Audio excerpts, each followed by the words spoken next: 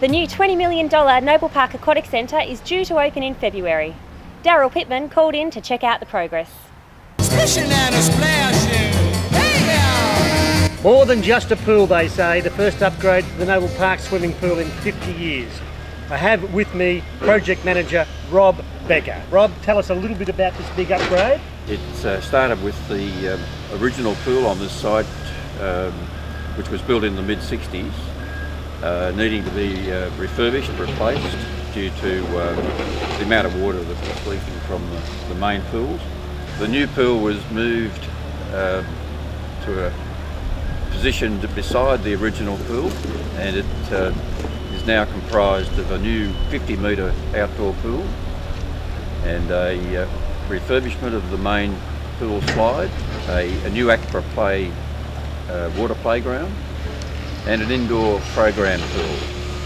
They're the principal components of the new pool development. Well, that sounds great, Rob. How about we go in and have a look at the progress? Sure, let's go. Behind me you can see the original water slide, and it's being refurbished, repainted, and a new run out at the bottom, which will take place in the next few weeks. The slide is also going to get a new shroud, some panels, which will make it much more impressive as a structure.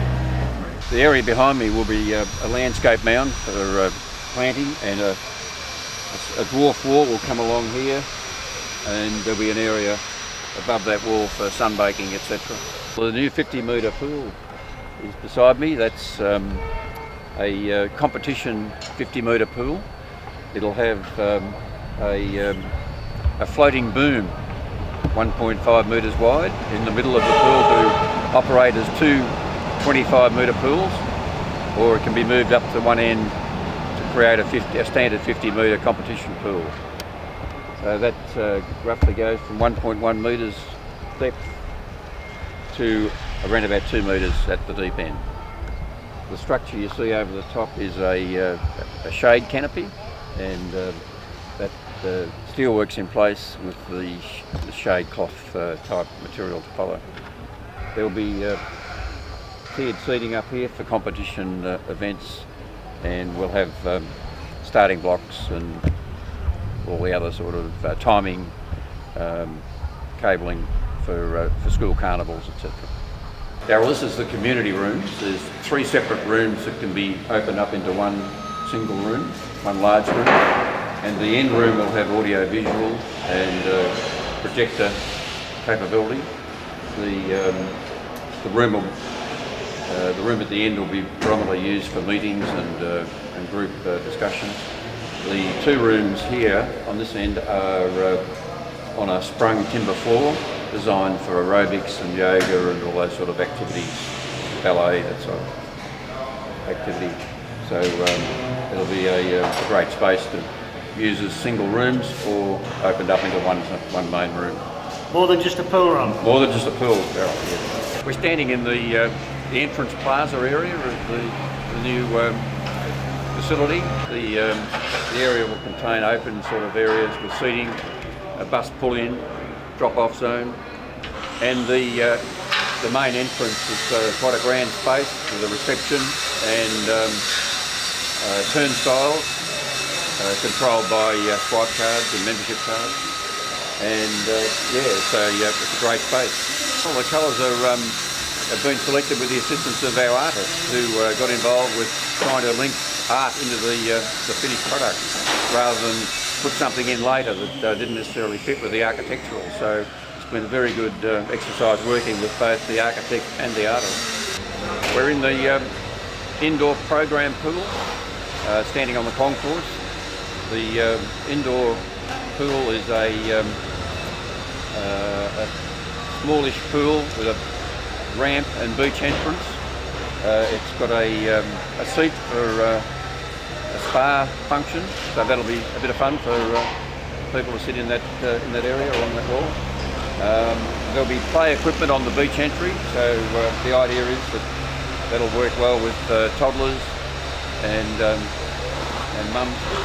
So yeah, the pool relates very well to outdoors. The operable walls on the outside wall that can come up in summertime, and its indoor-outdoor function comes into play. So it should be a lot of fun, Daryl. Well, Rob, that really is looking good. When's it due for completion? It's due for completion at the end of January 2012, and we're on target for that date. Well, it's going to be a fantastic facility, and I'm looking forward to having a splash in there myself. Yeah, it should be fantastic. Yeah. Good on you, Rob. Thank you very much for showing us through the project. Not a problem. Thanks very much. We'll talk to you again soon. Yeah, thank you.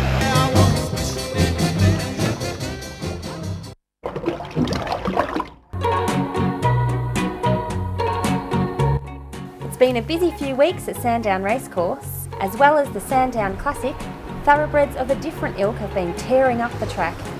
Firstly, it was the big historic Sandown weekend that saw classic cars from bygone eras strut their stuff.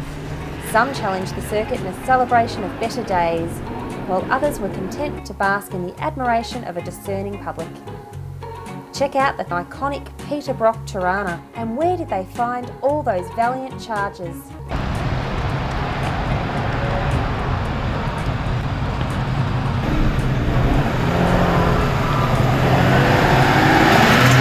But before the fumes from the classic cars had even evaporated, the V8 supercars arrived in town. Palm Plaza in Dandenong shook to the sound of engines and the clamour of fans seeking autographs from their favourite drivers. What better day for it to launch the Norton 360.